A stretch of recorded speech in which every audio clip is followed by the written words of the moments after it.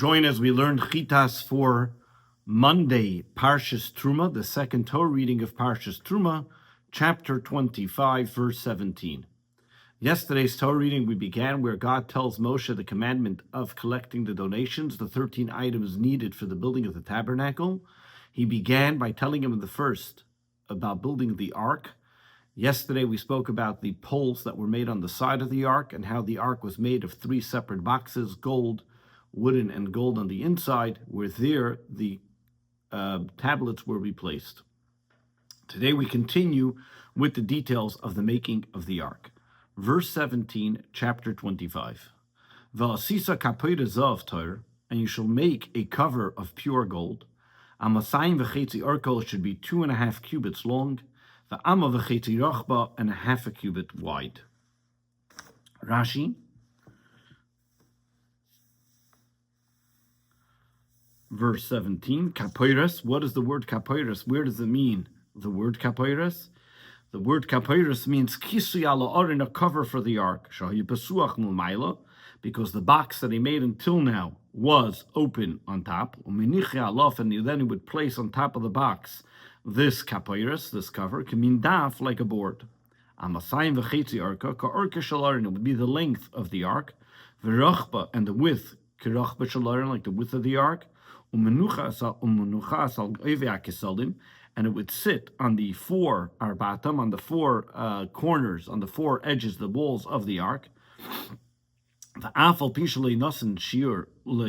though the Torah does not say the size of the thickness of the top of the cover, the rabbis explained and tell us that it was thick, a tefach, a handbreadth. Verse 18. Vasisa shnaim kruvim, and you will make 2 kruvim. Zahav, they should be made out of gold. Miksha, hammered out. Tasa isam, you should make them. Mishnei ketzei sakaperes, from the 2 ends of the cover. Kruvim, what does the word kruvim mean? Means 2 things that were coming, that were pointing out, hammered out from the top of the cover. Udemus, parts of tinik lahem. These kruvim had the image and the shape of a child on them. Miksha taseisam, they should be hammered out, meaning don't make them separate. Don't chisel out 2 separate type of images, kruvim, and then afterwards attach it to the cover, after making them, kamasi tzarfim, like the people who chisel out things, you should have to make it that you bang it out from the actual thing itself, from the actual thickness of the ark, of the cover. Put a lot of gold on the actual cover to begin with. And then knock it out with a hammer and a chisel. Be'emtza in the middle. So Rashin built in. So then Rashin built in the mile. So you'll have the heads of it sticking out. And then from the edges you will then shape the kruvim from it. That you'll make a thick piece of gold to begin with. When you hammer it out, you'll be able to create these kruvim, and that's how you'll chisel out the faces from it. Miksha, hammered out. Kimoi doladon nakshin, coming from the words like it says that the knees of Belshazzar, when he was so nervous that because of that they were banging against each other because of his fear.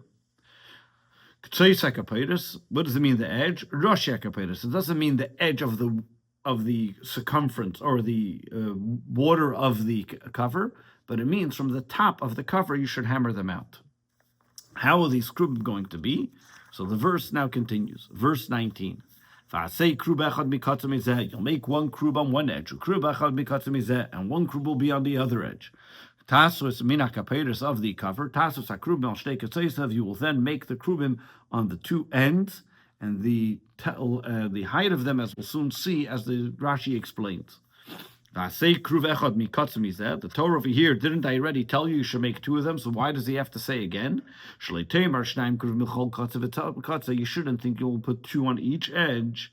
Therefore, the Torah has to state it again clearly that there's only 1 on each edge. From the cover, you should make these kruvim.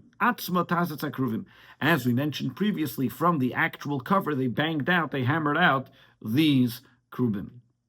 This is what it means in the previous verse. That you should hammer them out from the actual cover. You should not make the kruvim on its own and then afterwards attach them to the cover. They should be banged out, each one on each edge of the kaporas of the cover. Verse 20. What are these kruvim going to look like? These kruvim should have wings that will spread aloft. Lamaila, above, so that their wings will be shielding them as a cover, ala kaperes on the cover, upneim ishal achiv, their faces will be facing one another, ela kaperes, facing, they should be inclined towards the cover. Yu pnei kruvim, the faces of the kruvim should be inclined or should be tilted towards the face of the cover of the ark. Do not make that their wings are to the side. They should be above them. Should be above and high next to their heads. How high should there be? There should be a 10 tfachim space. 10 tfachim is anywhere about 42 inches in between 38 and 42 inches between the wings of the kruvim to the surface of the cover, as it says in the tractate of Sukkah. Verse 21. And then you will take that cover with the kruvim on it, and you'll put it on the ark milmaila above. And then into the ark you're going to place the tablets of the testimony, that I will give you. Rashi says, I don't know why why God has to command us twice, why the Torah has to repeat this, if he already said this previously in verse 16. Rashi says, one can answer that the reason is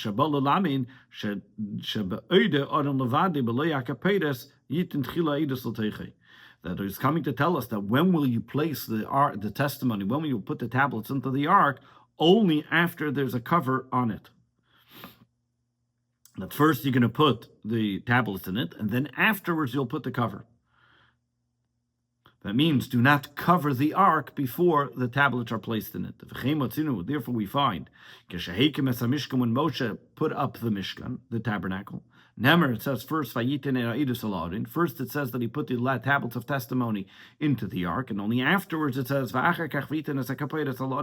he put the cover on top, telling us that first you make the ark, then you place in the tablets, and only afterwards do you cover it with the cover. Verse 22. And I will convene with you there.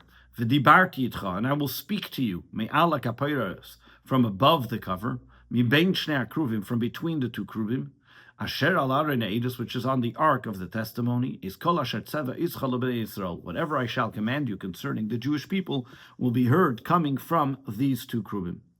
Rashi, when I will set up a time to meet with you. That's why it says when we will convene to speak. That will be the place that we will meet. That it will come there to speak to you, and not in other places. But in other places it says that God spoke to Moses from the Oyel Moed, from the tent of gathering, and over here it says that it was between the kruvim. So he explains, when we talk about the Oyel Moed, the tent of the gathering, that's the hall that was right outside the Holy of Holies. Nimtzu, so seemingly, we have two verses that are conflicting with one another. And so either it was from the kruvim, or was it from the tent of gathering? Therefore, we have a third verse. As we know, whenever we have two conflicting verses, and we take the third verse, which that gives us, sums it up for us, and tells us, we have a third verse that comes and explains what this means. And where it tells us in the book of Numbers, when Moshe would come into the tent of gathering, he would hear then the voice that speaks to him from amongst the cover of the ark. How did this all work out? So Rashi explains, Moshe would first walk into the tabernacle. Once he stood at the entrance of the tabernacle, then a voice would come down from heaven, which would then descend into the place of between the Kruvim. From there it would go out. From there Moshe would hear the voice while standing in the tent of gathering in that outside hall, outside the Holy of Holies. Rashi continues, why does it say ve'es and everything I will command you? It's extra. We find this in many places. Though the Torah over here is telling us that over here, what is the thing that God is coming to tell you? That the Torah is saying that this was a unique place, that God would come and tell Moshe anything he had to tell the Jewish people. So the Vav is coming to identify, though it's not coming to express any extra explanation. Now the Torah goes on with the next item that was made for the tabernacle, which was the table. Verse 23. And you will make a table out of acacia wood. It will be 2 handbreadths long, and 2 cubits long, and 2 cubits wide, and 1.5 cubits high. Rashi, what does it mean, the height? That means you're counting the height of the table with the thickness of the actual table. The legs that were supporting the table with the actual table was the height of 1.5 cubits. Verse 24. You shall then cover this acacia wood with pure gold. And then you'll make a gold rim around the top of the table. Zerzav, Simon Lekeser Malchus, this is a sign of a crown.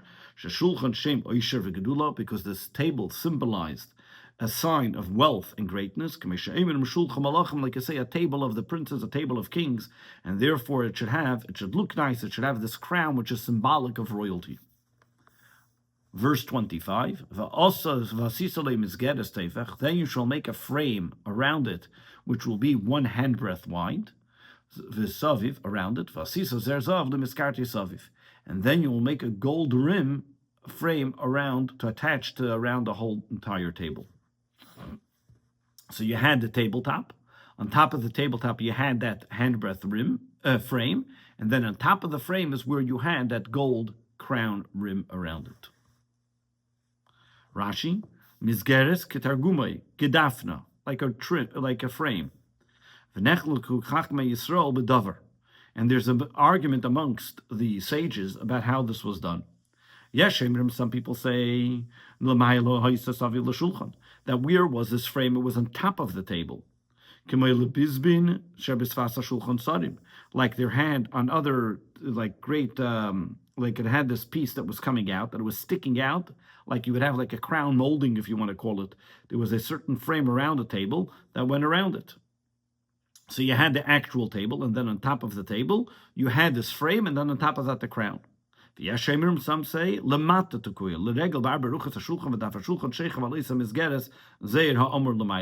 so there's so there are 2 opinions of how this actually situated itself. According to one opinion, the actual frame was above the table, and on top of the frame was the crown that we mentioned. According to the second opinion, the frame was below the table. That means connecting the legs, and then on top of the frame, not on top of the table, was this crown. So the crown was in between the frame and the top of the table and the tabletop. Verse 27. The gold, you should make 4 gold rings, and they should be placed on the frame. I'm sorry, verse 26. And you should make 4 gold rings. And you should take these gold rings and put them on the 4 sides, on the 4 corners, which is on the 4 legs, which on the 4 of its legs. 27. The ring should be close to the frame. They should be holders for the poles. The purpose of these poles will be to carry the table. Rashi, Meaning, where are you going to put these rings? Biraglaim, on the legs. Tkuis keneged rosh hamizgeres. The actual rings will be on the legs of the table, but facing where that frame was. Lebatim levadim, oisem ataboyis you, batim lachlis mem levadim. Those rings are going to be like homes that are going to hold the poles that will then be placed in the table. Lebatim, the word libatim, letzoyrech batim, like for the need of homes, the need of cases. Lebadim, like the Targum translates, for a place that the poles can be placed in and hold them and carried with them. Verse 28, Vasisas abadim, and the actual poles itself you will make from atzei shitim acacia wood, that's a piece of zav, and you will coat them in gold, v'nisa v'masashulchan, and the table will be carried with them. V'nisabam, the word v'nisa doesn't say and you will carry, but loshin nifal, yia nisabam masashulchan, meaning it will be done, that it will be carried, that the table will be carried by these poles. Verse 29. Now over here the Torah is telling us about the utensils that will be made. These utensils you shall have for it. So let's start off. The first one is karesav, which are bread forms, v'kapoisav, and spoons, v'ukseisav, and shelving tubes, umanakiyesav, and supporting supporting frames. Asher yusach behen zav, all these will be made of pure gold. Tasa isam, you shall make them. So we go through. Rashi is going to explain each one of these items and what they were used for. V'asisa kareis v'chapaisav ka'areisav. What are these ka'areisav? These bread forms. Zehatfus. This was the form shaya osui that they would make kitfus alechem, the bread would be formed on it, would be placed in it. Alechem, what kind? How was the bread made? The actual bread was made in a way like an open box that was open on both sides. Meaning, imagine you have a ches upside down, so it was shaped that it came to the top, but on the bottom it was flat, and then open on both sides, and then open in the center. Like an upside down ches, meaning, and he explains following: Shulayim leilamata, it had a bottom.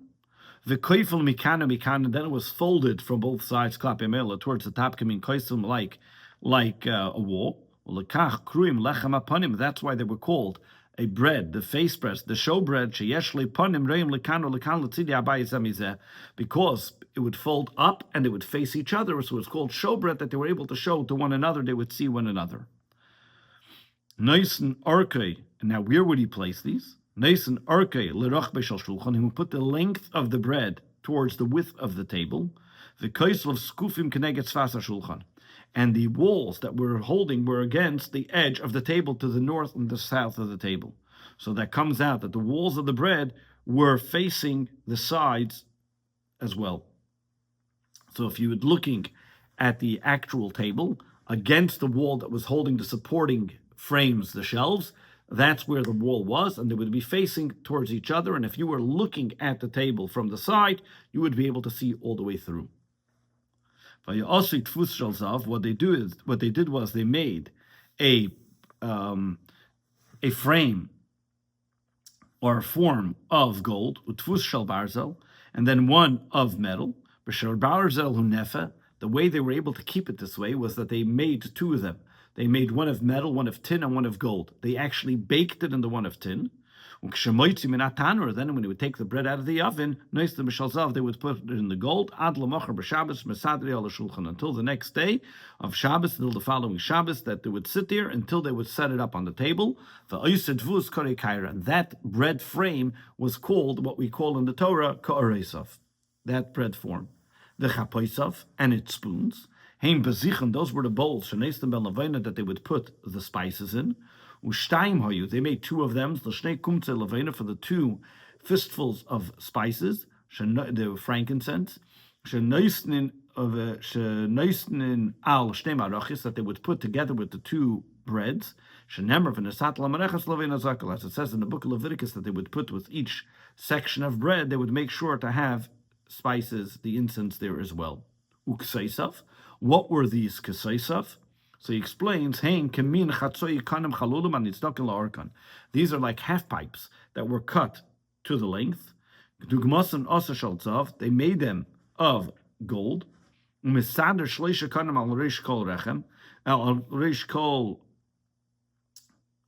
he would set up 3 half pipes, and the bread would then sit on them. That was like the shelving.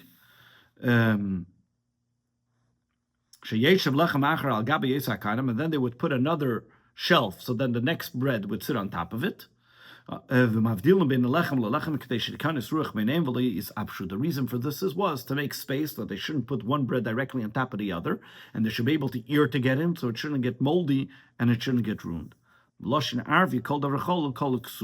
The reason why over here it's called ksafes, where do we get that word from? Because in Arabic, the word anything that has an empty space in it is called ksafes. So this was a half pipe that was empty, that was used as a shelf.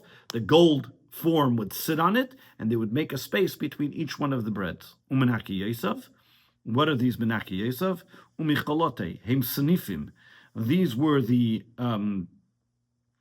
like the holders that, as he explains, he goes on to say, they were like poles, kamin yistezav, like golden pegs, aimdim ba'aretz, they would stand all the way down to the floor, ugvoyim ad lamayla shulchan harbein, they would go all the way on top of the table, like higher than the table. Keneged gevim arechas alechem, according to how many bread, umfutzalim shisha, and you had 6 different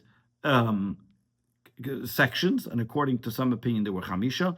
Ptzulim, zelamayla was that one on top of the other. V'rashi hakon v'shabein lechem lechem smuchim al oisim ptzulim v'tei shlich mas al lechem al yenim al tachtoinim v'yishavru. So what they had was, as we mentioned, there were these half pipes. Those half pipes were in these verticals, which were called menaki yosef.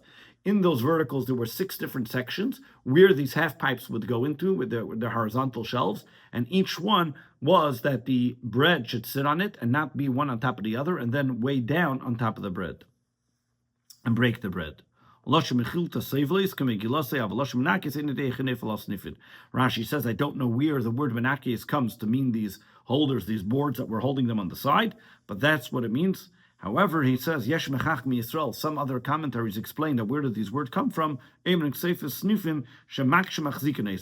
snifin. They're called, these kseisav were called these boards because they are supports, that it shouldn't break. And the menakyesav are the poles, because since they keep it clean. However, Unclus learns it a different way and says that these menakyes were these poles, as we explained previously, but the purpose of this was to support the bread. They should be able to have clear, concise spaces for each one of the bread, so they shouldn't break the lower ones, and they should be able to breathe, and this way not become moldy as well. There is a debate, as we mentioned. According to some, there were 6 shelves or 5 shelves if the actual first bread sat on the table, or it was also sitting on a shelf. Asher yusach behein, asher yechusa ben, that they would cover it, el keseisav, hu emen asher yusach shayu alav kimin schach. The reason why he uses it that they would cover it, because it was like a covering on top of it. In both of these cases, when we're talking about yusach behen, it means that they were covered with them, and this is what they were used to be able to support the breads that were there in the Holy Temple. Verse 30. V'nasata la shulchan lechem ponim lefonai tamid. And you will then place the showbread on the table before me at all times. Rashi, lechem panim. Why was it called showbread? Sheyesh le panim, because it had a face, as we explained previously, that they were facing one another. Uminyan halechem v'seder marachis. How many breads there were, and how it was detailed, and how it was used. Mefiroshim beperemer ala kehanim are explained in the Torah reading of Emor in the book of Leviticus.